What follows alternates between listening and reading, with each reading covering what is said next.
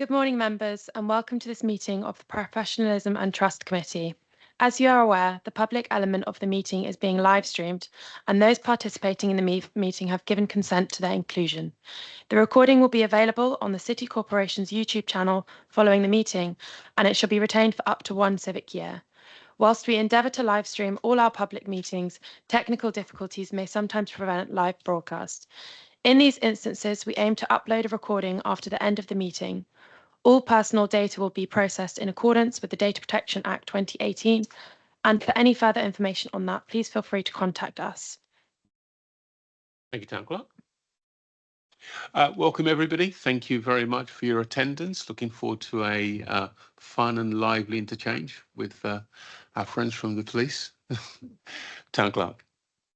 At item 1, we have received apologies from Deputy Madish Gupta, Deborah Oliver and Naresh Sompar.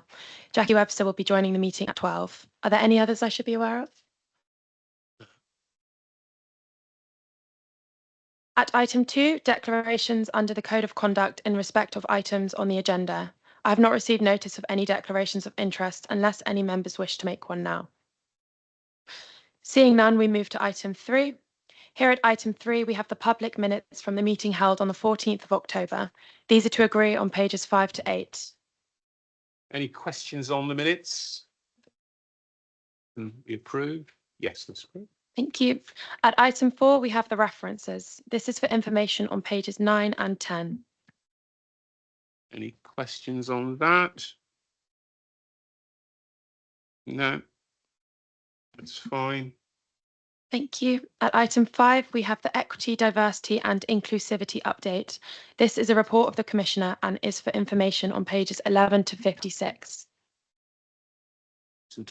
Thank you, Chair. So Secretary Superintendent Kate MacLeod will take you through this. Just wanted to highlight the appendices in particular, which we've added after our last committee, and also our useful discussion on in between committees, and in particular just draw the committee's attention to the Our People EDI strategy, which is what we committed to and signed up to. So everything falling from that, but I'll pass over to Kate to take you through the paper. Thank you.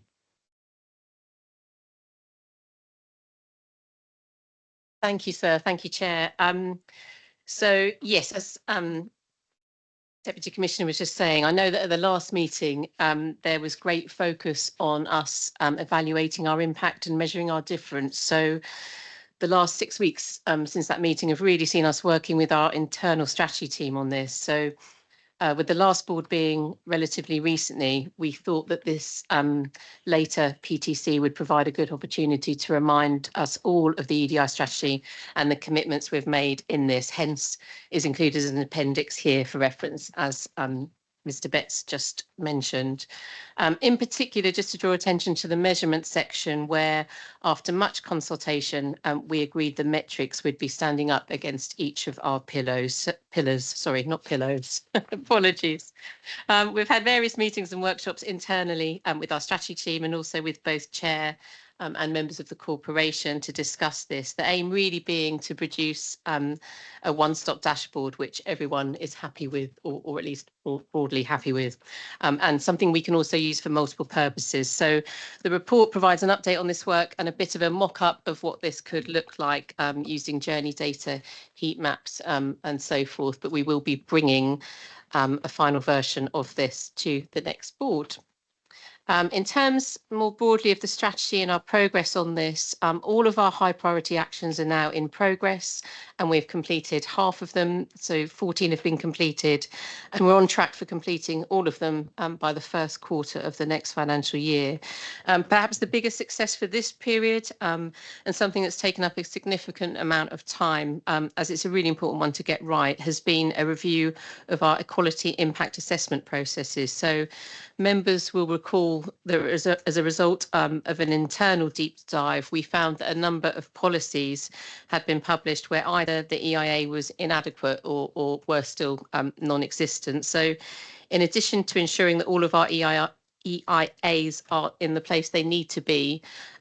We've also spent quite a lot of time over this last period as a team doing some work across the force to improve the process more generally, to ensure we don't find ourselves in the same position further down the line. So this was taken to the most recent EDI delivery board, where a new form was signed off, making it much more user-friendly and intuitive to complete. The next steps on this are now focusing on messaging and ensuring that not only is the new form communicated, but also the need for these to be actually completed at the very initial stage of any initiation of any change. So, obviously the earlier, the better in that regard. As a team, we've also been really busy in October and November with the delivery of our inclusivity programme. We've had various sessions as part of Black History Months, and more recently, in November, working with colleagues in counter-terrorism for presentations on awareness around far-right extremism and so on, as contained in the report. So obviously they will follow into the next reporting period. And this report contains evaluation for 2 sessions. Members, I'm sure, will be keen to know that we are still addressing our compliance rates for inclusivity programme attendance, something that we debated last time. You'll recall that attendance in some areas was quite poor, and we discussed the need to ensure that they improve. We're also taking on feedback from the last meeting. I'm trying to use this as a bit of an opportunity to get people across the force more on board with EDI more generally. So as a bit of a tactical example here, directing members of our support group who did not have a particularly high attendance rate to very specific sessions or workshops which will benefit them. So the recent one on schizophrenia, mental health, for example, helping officers enhance their own kind of safety and communication skills. So again, demonstrating how EDI is a business for everyone and relevant in all areas of our work. A few other bits I'll just briefly mention. The report also talks to delivery of our positive action leadership scheme and insights to help teams work better. I've asked the team for this month, when we're not delivering quite so much as part of the inclusivity programme, to really look at evaluation of these. Again, I know this was a suggestion from the last meeting and really keen to take on members' feedback. So rather than trying to evaluate everything at once, appreciating that we are a small team, we can do some very specific evaluations. So this will be an example of where we do this. We can look at the cohorts that have gone through the programme and see what the impact has been. So whether that's been promotion or lateral development or simple increase in confidence, for example. So in short, then, focus for my team ahead of the next period and preparing for our own EDI strategic board, which is in January. So we're going to be focusing on improving that compliance of the inclusivity programme, and we'll be able to report on attendance rates at this next meeting.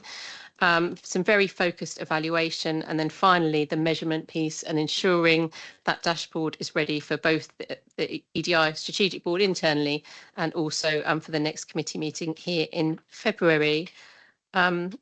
Final 2 things I just highlighted. I presented a couple of weeks ago now-ish at EEDI subcommittee here in the corporation, which was an update kind of 1 year on of the EDI strategy. It was made clear that the ambition wasn't for those members to provide scrutiny, because obviously that comes from this meeting. It was more of an awareness piece. However, they were very complimentary on the progress that's been made to date. And secondly, is a bit of horizon scanning, but as it's relevant across both mine and Carly's area also, we are aware that the Angelini Part 2 report is released today with a focus on police culture and also wider concerns around women's safety in public space. So another example of something that comes to us a little bit left field, albeit we were expecting that report, but will no doubt generate some work for both of our sets of respective teams. Thank you. Thank you, Kate. Again, a good report. Thank you so much for all the hard work that you've put in. I know there's one question at least from the floor. So, Jason Gross. Thank you, Chair. Really good to see this dashboard. I think it really takes into account a lot of the feedback we've had, and so looking forward to sort of delving into some of the results on that in the next meeting. Just in terms of compliance, and you're absolutely right to talk about culture, and particularly with Part 2 Angelini coming soon. Part of that is obviously leadership, and tone from the top. And we hear a lot, the Commissioner talk about this a lot, which is incredibly encouraging. And, there's no one can be in any doubt that he feels these issues very closely. But in terms of compliance rates with taking courses, are we going to report that at different levels of leadership, not just an overall global number? Because I often find in other sectors, it's when a team leader says, I've done this course, you should do it as well, to his or her team. That's when you get those compliance rates nudging up. So it'd be really good to see, because I think if not just at the senior officer level, but if we can see that next layer down of leadership is also doing, whether they're doing it, I think that will have a knock-on impact to sort of people in their own teams as well. Thank you, Jason. Melissa. Thank you, and well done on nearly completing all of the actions and the actions due to be completed, all of them by Q1. And if that's the case, I'm just interested to understand more about what happens next. Are there another set of actions? Are there things that just go ongoing? And sort of what are the plans to evolve the strategy? And I'd like to understand a little bit better what you were just touching on about the Angelini review, and how does this, is that monitored elsewhere, and how does this dovetail with that, or is there do you have to look elsewhere in a separate paper to understand the actions around that? Thank you. I'd like just to add one further question to that piece there around evolving the strategy, because I would see that the evolving the strategy, please tell me if I'm wrong here, Kate, would involve the impact framework to say, these are the activities and actions we've done so far, this is what difference it's made, and these are now the further actions we need to take to move this on. I'm assuming that's how the impact framework would operate. Yeah, if I just respond on that, yes, you're absolutely right. So these were focusing on the high priority actions for the first year of delivery. And you're quite right, we've got sort of medium and lower priority, which will then pick up. But you're also right in that a lot of them are ongoing as well. So there will be a full review for the February meeting, which will lay out the next steps for those, if that makes sense. That's great. Any other questions? Thank you, Chair. Just a couple of comments. The EDI strategy, a very polished document. I just wonder what happens to it. Where does it actually get published, or is it who it's made available to? And reading through that, there seems to be a couple of comments about the lack of data capture, and also the how to effectively measure the results. And I just wondered how progress was being made on those aspects of it. It's been an ongoing conversation, and just as a bit of a segue here, it's been an ongoing conversation over the last period. I think we're getting closer to having a framework that helps us to measure the impacts of the work that's happening, and we should see this from the framework document that gets presented in February. Yeah, that tells us how is all this hard work moving the dial is where we're moving to. Okay, yes? Thank you. Just again on the measurement side of it, it mentions that consultations will take place with our communities, and I wasn't quite sure who the communities we are talking about there, who the communities are that we're having the consultations with.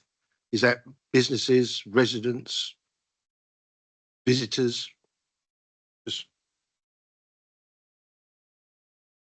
So just on, if I just come in on the strategy itself, Kate, if that's all right. So just on the strategy itself, so this was launched back in 2024. So it runs up till 2027. So there was a huge launch event that many people attended. To answer your question, it was an internal and an external document. So this is what we and the Commissioner sets out to deliver over the next 3 years. He delivers that through his internal equity, diversity and inclusion boards, which he personally chairs, the only strategic board he personally sits and chairs because of his commitment to this for the force.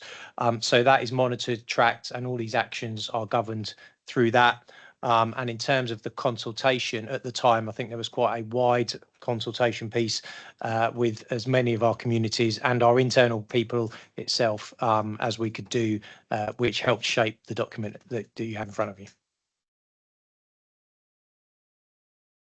Sorry, and just a couple of other questions on the action plan. There's one titled "Delivery and Evaluation of Sponsorship Scheme," and I just wondered what that was. I know that's something that's high priority and is still in progress. And the other one was the creation of an ethics committee, which again is high priority and in progress, and that's with our partners. I just wondered what that was. You need to talk to that one, yes. Okay, well, I'll cover sponsorship. Do you want to do ethics, or do you want to do that, Kate or Sandra? Okay. That's okay. So I won't say anything then, Sandra. Is that what you're saying? Is that all right? Not required, but thank you.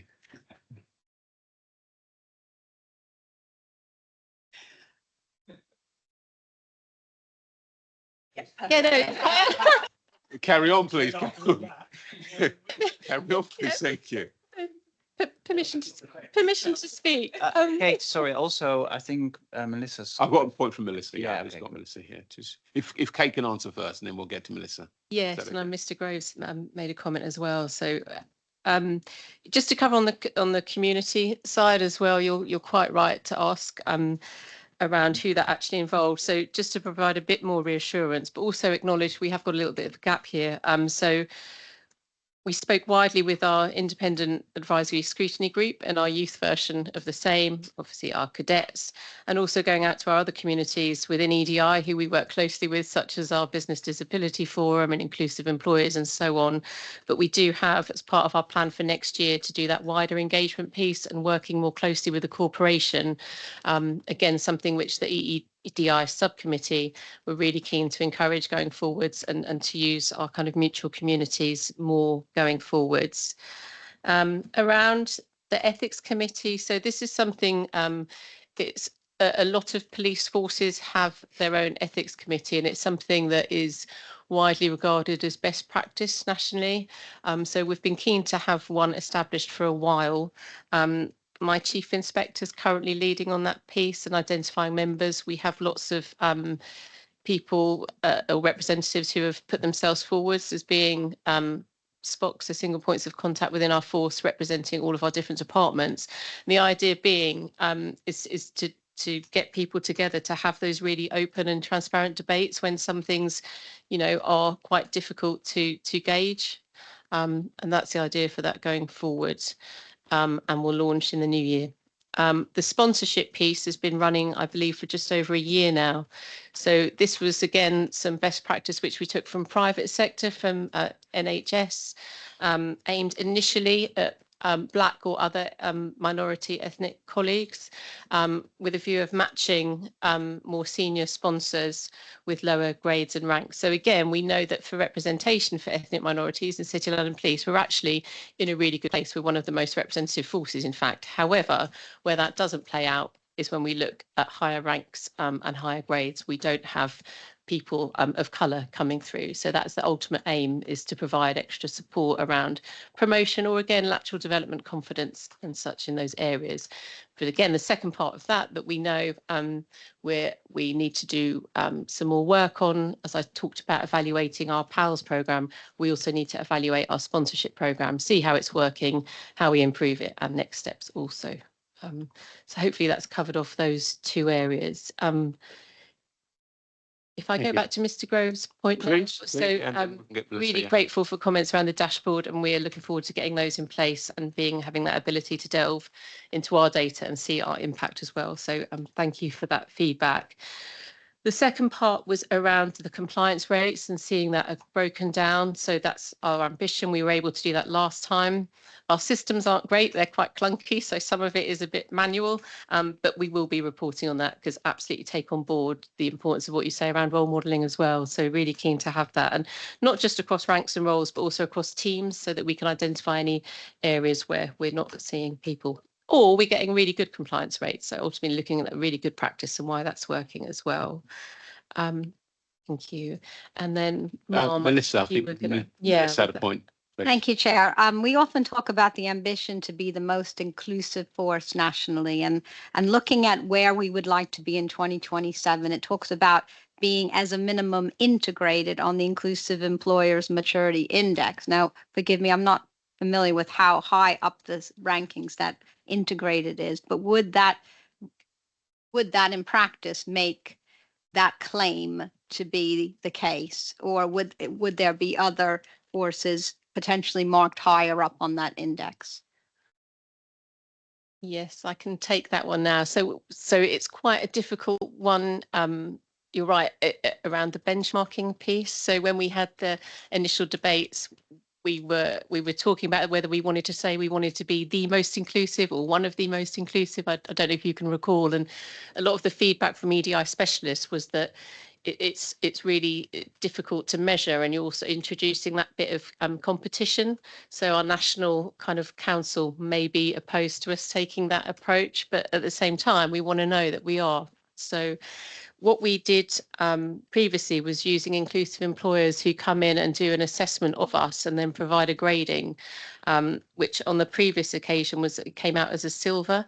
And I'm not sure, apologies, I'd have to go back and look up. I can't recall myself what those scalars are, but ultimately we would be looking for gold accreditation. I don't think I know that no police force has ever achieved that from inclusive employers before, but just to manage expectations alongside that, they did predict that would be at least a 3 to 5 year journey to get to that place. And at the same time as we're aiming for gold, we also need to make sure that we're maintaining the silver award as well.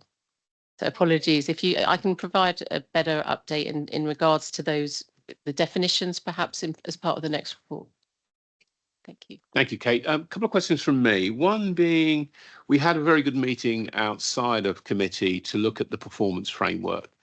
And I thought that was a very useful sort of interchange both sides.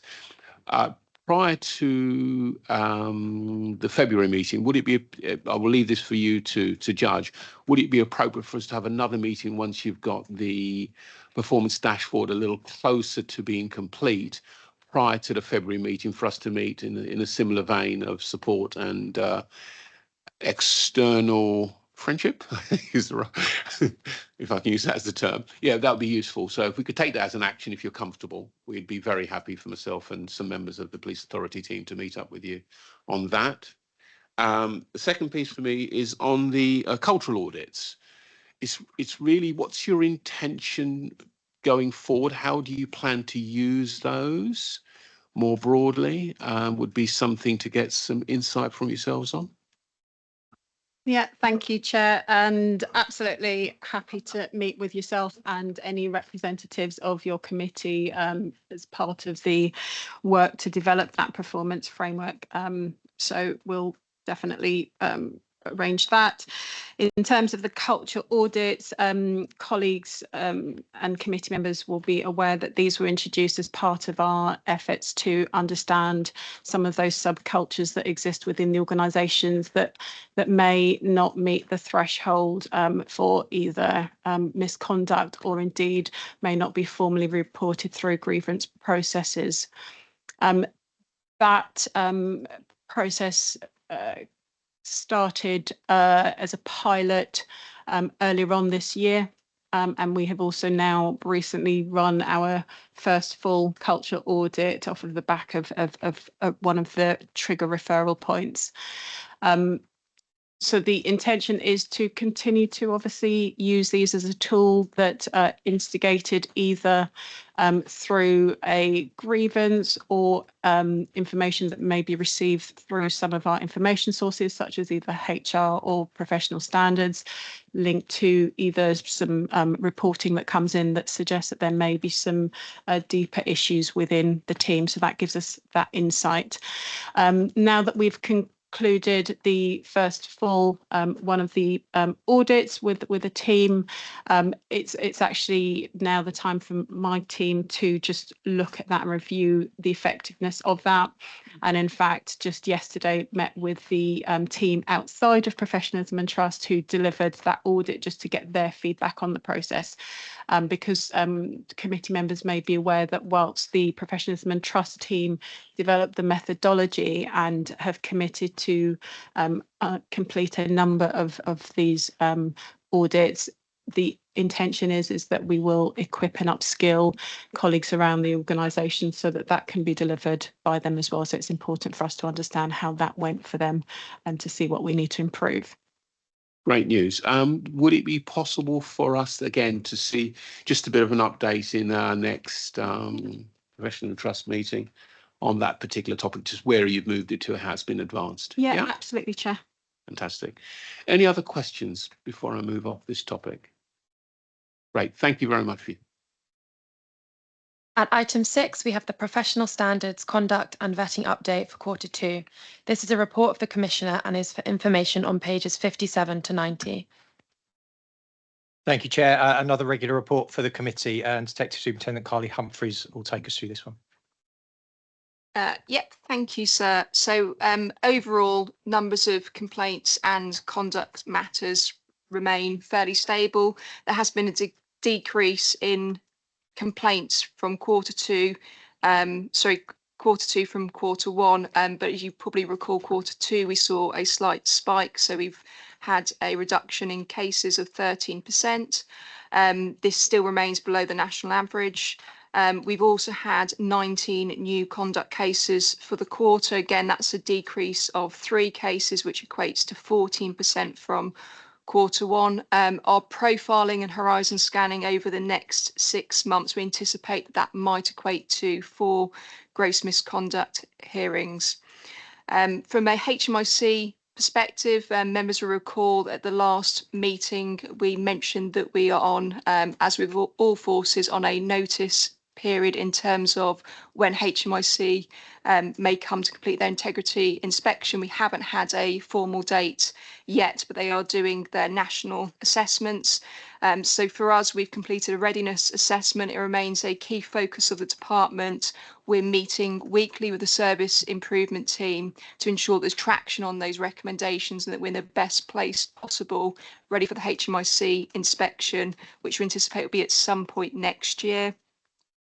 We've also got a dedicated inspector from within PSD who's solely working on those recommendations to ensure that there's good progress and good grip, and that's being reported into the monthly PSD performance board and also to the Deputy Commissioner at a strategic level through the Organisation Improvement Board.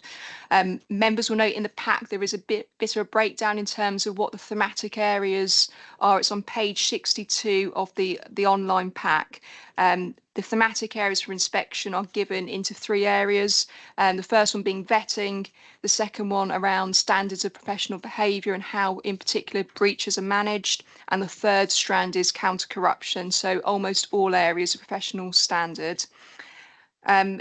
Members will see from the report the vetting action plan. We have seen a change in the number of completed recommendations from 80% to 65% this quarter, which seems slightly strange because it looks as if the numbers are going backwards. But just to be candid with that reassurance, the actions have not regressed. They remain in good progress and they're moving on, but we've applied extra scrutiny in terms of reality testing some of those ready for the HMIC. So we're just adding in extra reassurance and reopen some of those actions to make sure they're match fit, ready for HMIC inspection.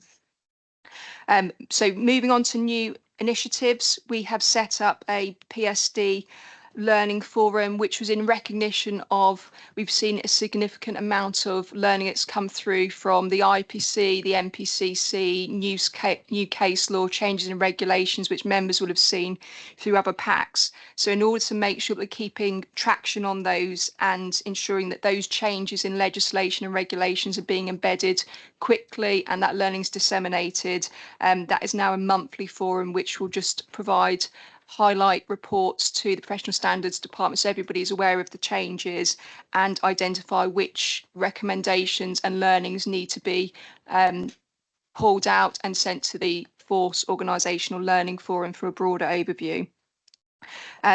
Engagement remains really active across the organisation.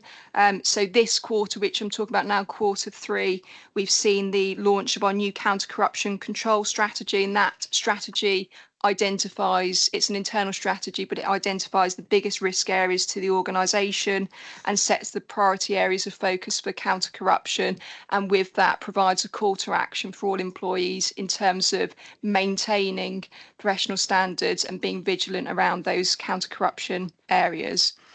We've also held a listening circle for women regarding how to report inappropriate behaviour in the workplace, and had really good attendance and really good feedback around that. And as a result, we're looking to introduce additional PSD support, having peer ambassadors in each department, which are there with a specialist level of training of PSD knowledge, who can signpost colleagues and provide additional support and guidance.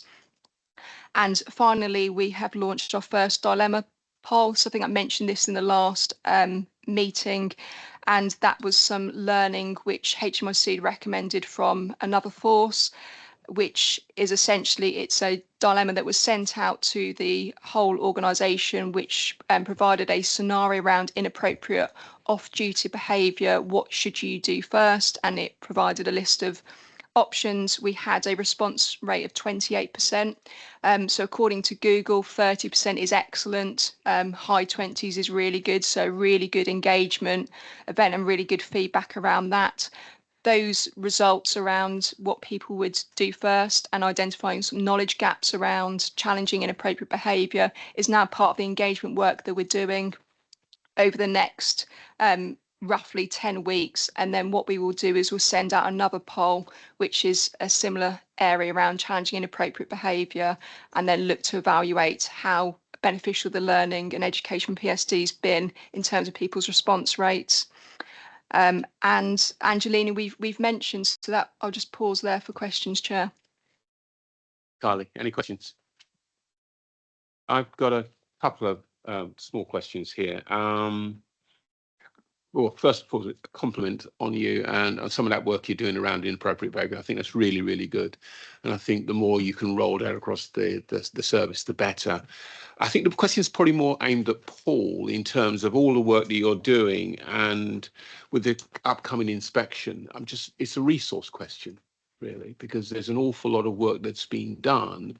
Are you comfortable that you've got the appropriate level of resource that's been focused on those areas? Because Sanjay's smiling at me, so I'm not sure if she's going to give me a Tai Chi movement or not.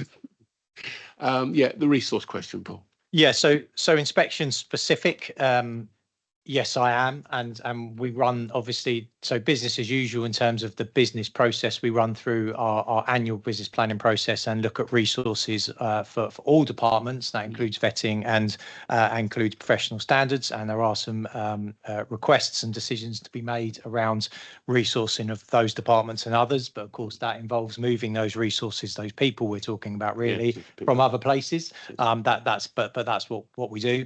The inspection itself. Yes, I am, but we're keeping a really close eye on it and the progress that's being made for a couple of reasons. One, it's challenging because you can't just deploy anyone into the world of Carly, Sanjay and Kate, because it's a very specialist world, but also it's a very, for understandable reasons, confidential world. So we can't just give everyone access to some of those records and allow them to go through those.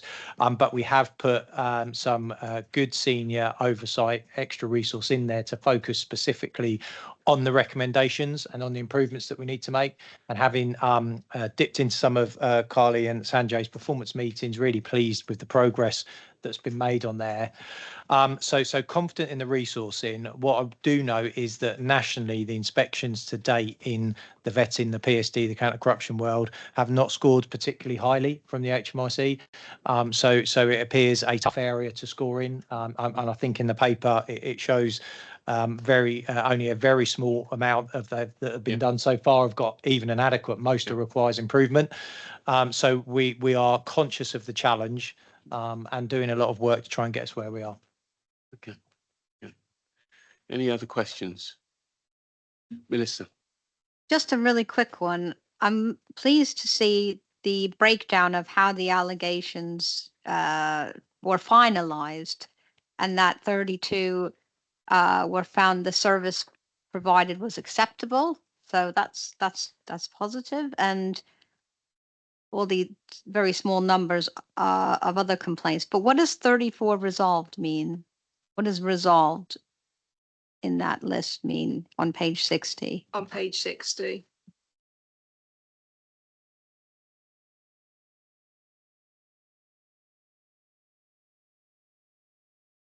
So of the 86 allegations finalised, so it's essentially the number that have been closed. So it isn't a determination. It's just that we've had 34 of those allegations that have been closed and resolved.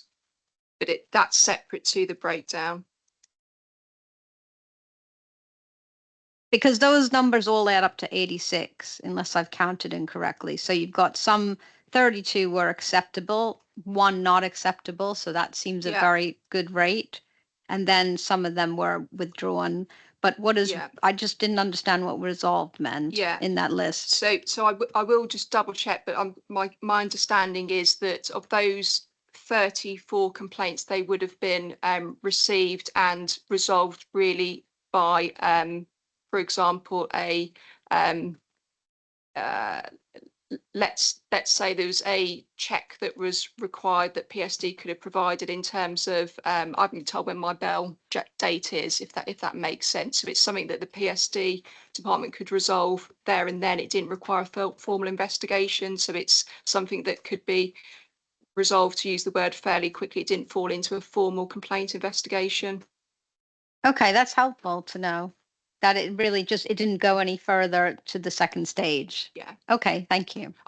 We have, I think, previously provided a bit of a glossary, so I'll just make sure that the wording that we've got in the glossary reflects the breakdown.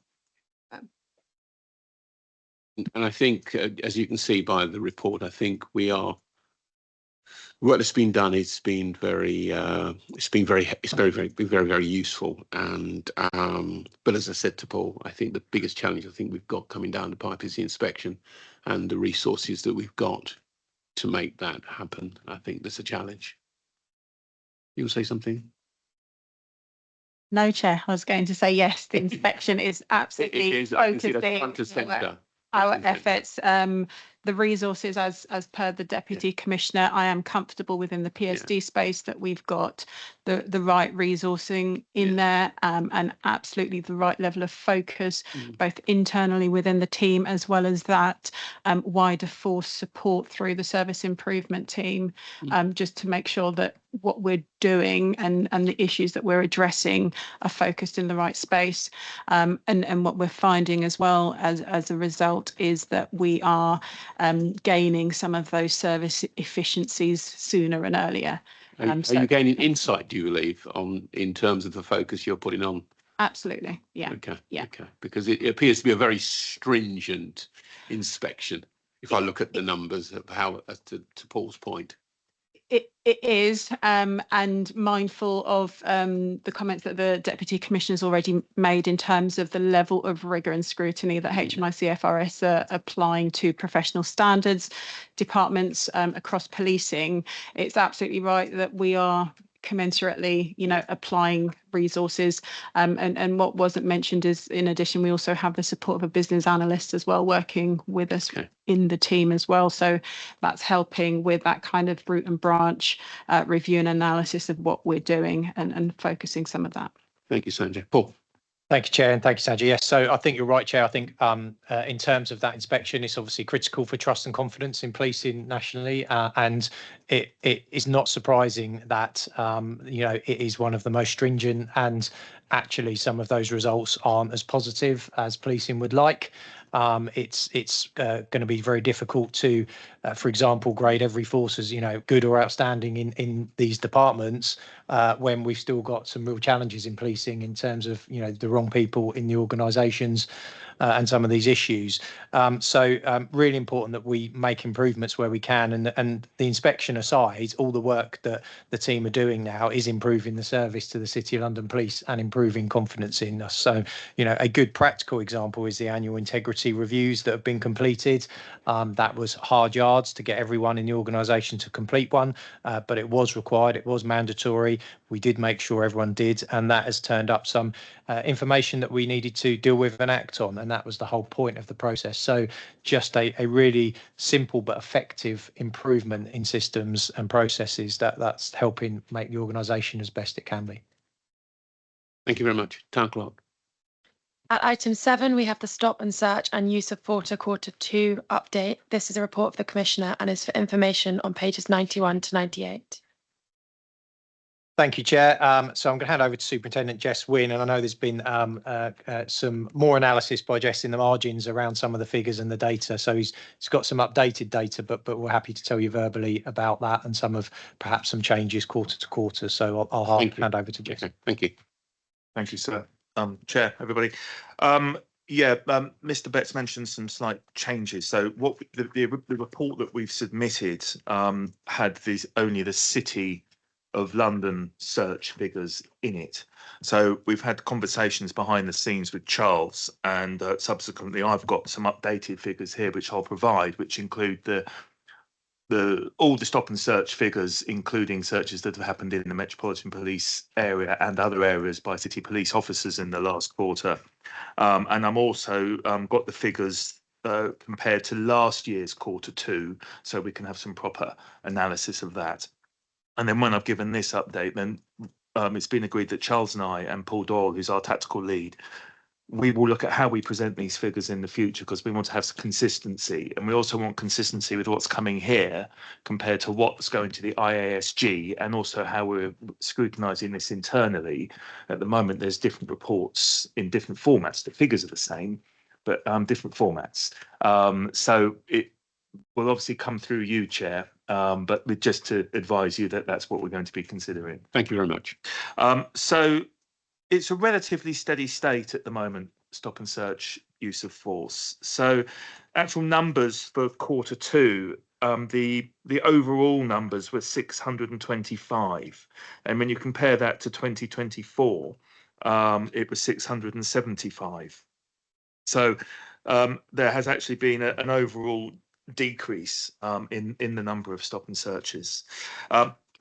What we have had every year this quarter 2 is the Notting Hill Carnival figures, which we always mention and discuss. So a section 60 is always in place for Notting Hill Carnival. That's not our section 60, that's put in place by the Metropolitan Police. We have numerous officers that assist the Metropolitan Police with that significant event, and a lot of searches are conducted under section 60, Metropolitan Police area. And this year, 194 searches were conducted, of which the majority of those were black males. So the disproportionality figures, when we come to those for City and Metropolitan Police, is significantly high, but it's not as bad when we look at just the City only figures. Arrests from stop and search. So we were looking at 121 combined for City and Met for this quarter, and last year it was 125, so no significant changes there. Juvenile searched, we've gone from last year, quarter 2, we had 29, and then this year combined 27. So again, no significant changes. And for the black disproportionality, we are currently at 2.55, and this time last year it was 2.58. We always seem to be hovering around the 2.5 mark. It is something that we're looking at, and we're trying to look at why is this, and is there any way that we can start actually doing something to meet my strategic intentions as the strategic lead, is to bring that down, try to get to parity. We'd be the only force in the country if we did that. What we have done now is we've been able to get a lot more information from our data bank, which is Power BI. And just in the last few weeks, we've had an update on that. So now we can actually go into the specific teams that are carrying out stop and searches, and then within those teams, actually look at officers in those teams. So then if we see that there's a team that has higher proportionality than disproportionality than another team, we can now actually look very easily to see are there any officers specifically there that are disproportionately stopping and searches in ethnic minorities and particularly black people. And then we can start looking at their grounds and do some proper analytical work and some learning as well for those officers to try to understand what's causing that. So that's something now that we're going to be doing, which is going to be a really interesting piece of work. Asian disproportionality is pretty much spot on at, well, we're at 1.42 for the quarter. It was 1.03. Last quarter, it was 0.85. So we're hovering around parity for Asian disproportionality. Items found, we were this quarter 233 items found out of all the searches that were conducted, and our outcome rate is currently running at 31%, which is good. It's sort of 1 in 3 people pretty much is who's being searched who's found with something on them that they shouldn't have. And as I've mentioned, I think in the previous committee, we don't want to be at 100% outcome rate because we want to use stop and search as a deterrence. If it was 100% or nearer than that, or close to that mark, it would mean that we're sort of targeting people. Well, no. Sorry, just coming on that. That was going to be my question. Is what is the do we have a target outcome rate? Yeah, for the band. We want to be between 35 and 45%. So we are slightly under that for outcome rate for this quarter. Usually we run at the high 30s to 40, but there is an anomaly which I've discussed with Charles around the data that's being extrapolated out of our niche system, which is the front-facing system, into Power BI, which is our back-facing data system. There have been some similar issues, I believe, with victim referrals as well, which is something else that we're looking at. But we're working on that with our data hub and our data analysts to work out what's causing this, because we actually think our outcome rate is a bit higher.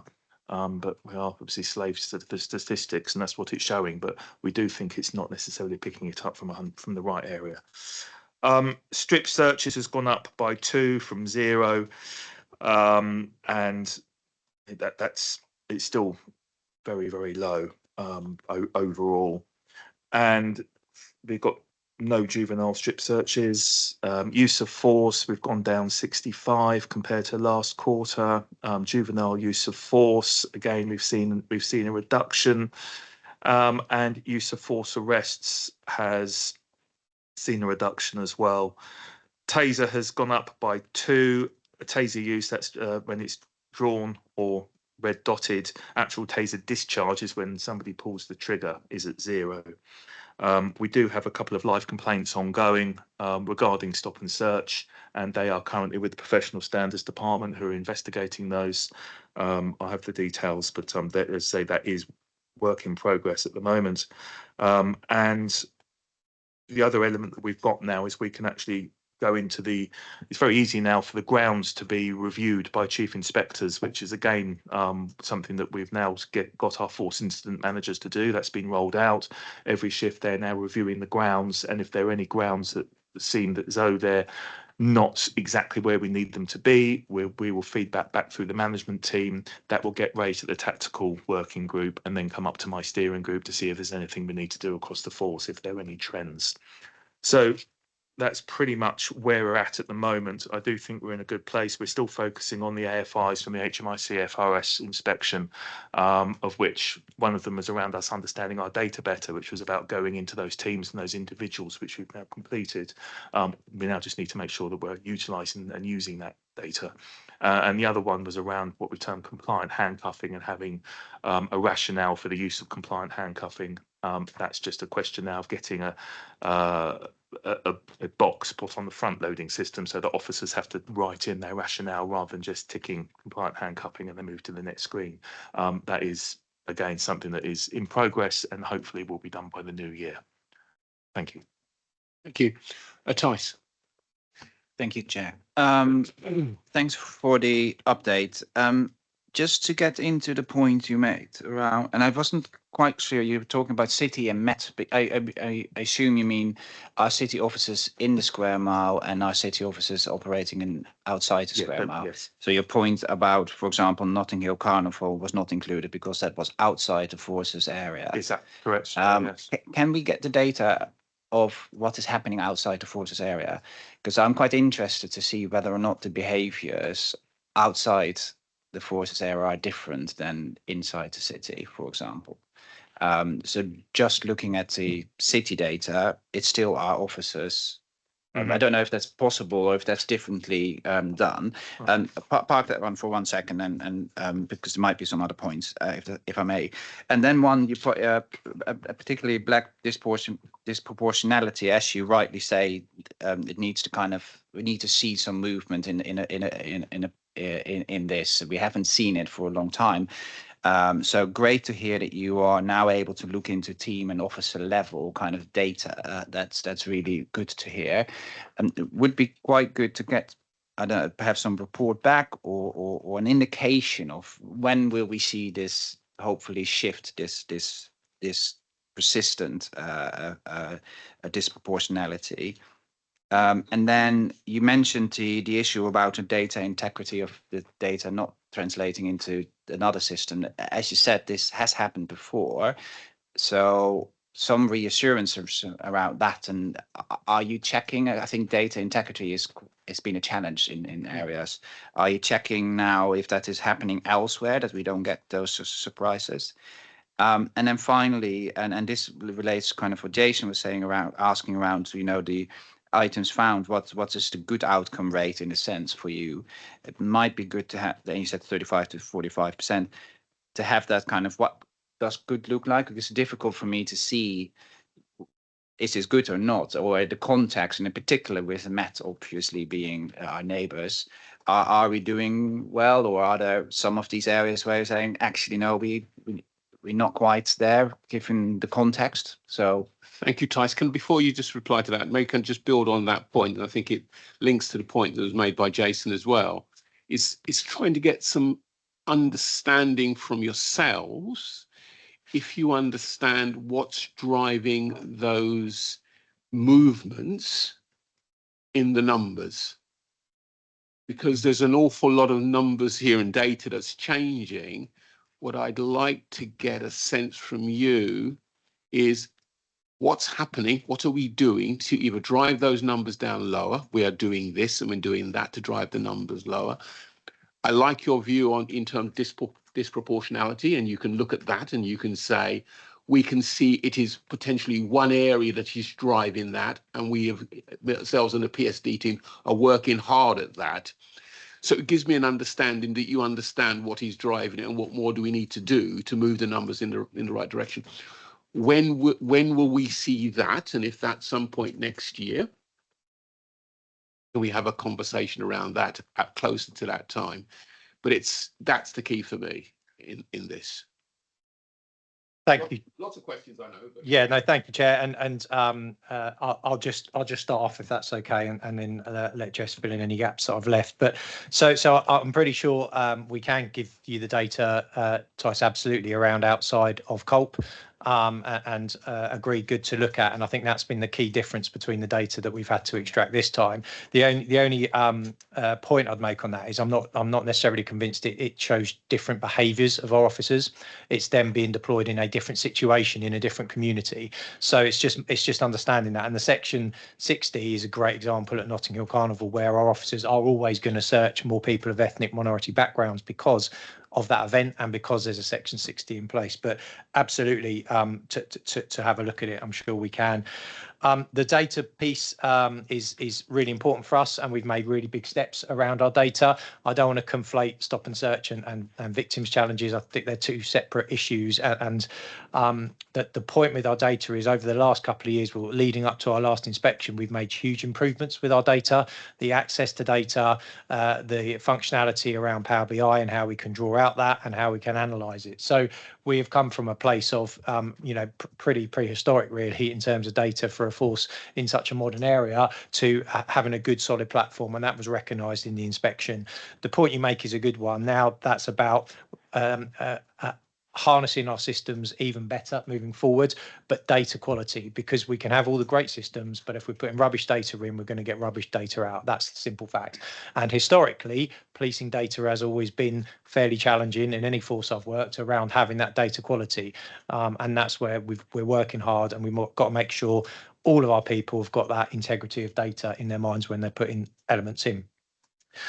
The outcome rate is an interesting one. We'll go away and have a think about that. I think tolerance levels and historic patterns is useful. So if I think that's probably what Jess was saying, around 35 to 45 is where we've sat. So you would ask questions, rightly so, if that was dropping out of those areas at all.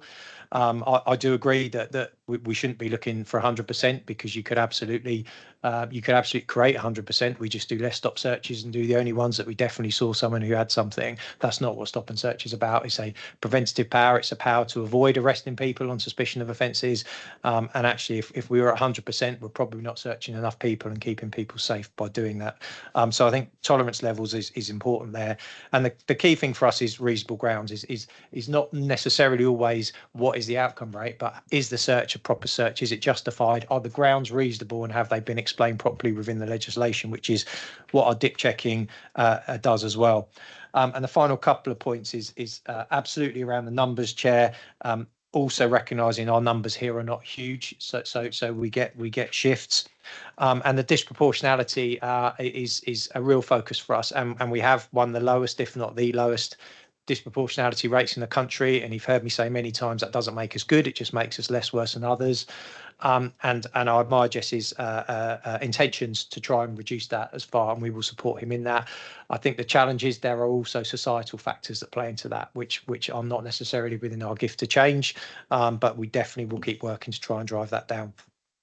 Jess, if there's anything I've missed. Yeah, thank you, sir. I think the other thing to point out is around our enhanced encounter training, which makes us stand out nationally, which we give all of our officers, and we rolled that out. We've got 5 response teams in the city.